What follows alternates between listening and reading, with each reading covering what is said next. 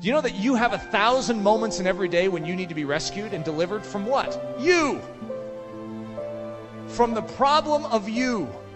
You have a desire, you have an esteem for that throne in your life. You want to be in control. You want it to be your way. You are a problem. You are a rebel against the kingdom agenda. You need to be saved. We have a tendency to undermine the very fabric of the gospel, which is a living, vibrant, abiding relationship.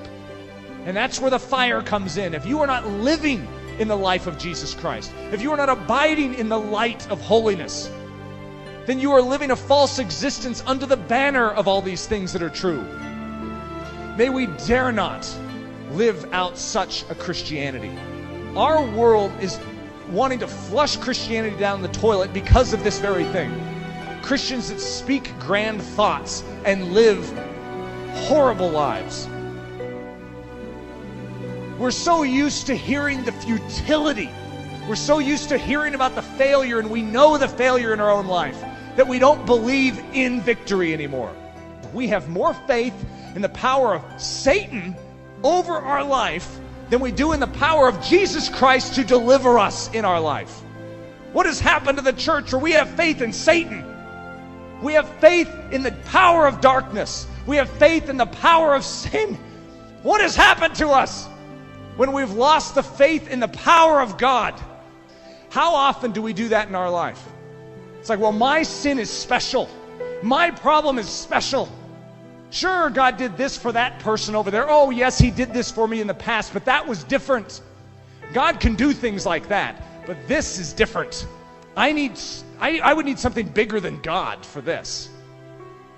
Such is my lot in life, to allow this sin to control me because God can't deal with it. Woe is me. Selfishness at the core is to think that you have a special problem, a problem that God cannot deal with, that God didn't deal with at the cross. You do not have anything special that's been dealt out to you. You have sin, you have rebellion, you have selfishness, and God is an expert at dealing with it. He will deal with every vice in your existence. You simply must believe it. God wants to purge us of everything that stands against his agenda in our life, which is a life of faith. It's a life of absolute confidence. When he says it, when he promises it, we esteem it and we say he will perform it, and our life matches up and we take a step forward. I will stand in this exact point and say he will do it until I die. Why do I have such a confidence? Because he's done it in me. I'm not speaking about things that are just theoretical. The reason I speak with passion on this exact point is because I allow no shadow in my life. I detest shadow. We're in the midst of a war. Shadow is constantly trying to cover our life. We must not let it. That even as I speak tonight, you're saying, God, shine your light into the shadow. Please do not allow anything to remain. There's a part of you that rises up, and there's another part that says, whoa, be careful. If that shadow is exposed, if God gets into that, who knows what will happen to you? Why? Why would we hesitate? The God of the universe has literally laid out for us a banquet for the soul, to partake and to feast upon his very person, to know him, the King of the universe, intimately, to discover the inheritance of heaven, all the power, all the grace, all the glory. It's there waiting to be had, and we hesitate. Why would we hesitate? Why are there things in life that we don't hesitate at all to partake of, to participate in? Because we know there isn't a cost associated with those. We know that it won't demand us to give up our life as we now know it. But the gospel is after your life. The gospel wants you. The gospel is about a purchase, and that purchase is of you. You are not your own. But God has already laid out the stakes. It's either him or it's destruction. He's made his pattern. He's given you the means of salvation. He's given it all. He gave up his life. Do not reject it. Do not hold it with contempt and stand back as if it's your decision and you are testing the waters to see if God is worthy of you. He has purchased you with his blood.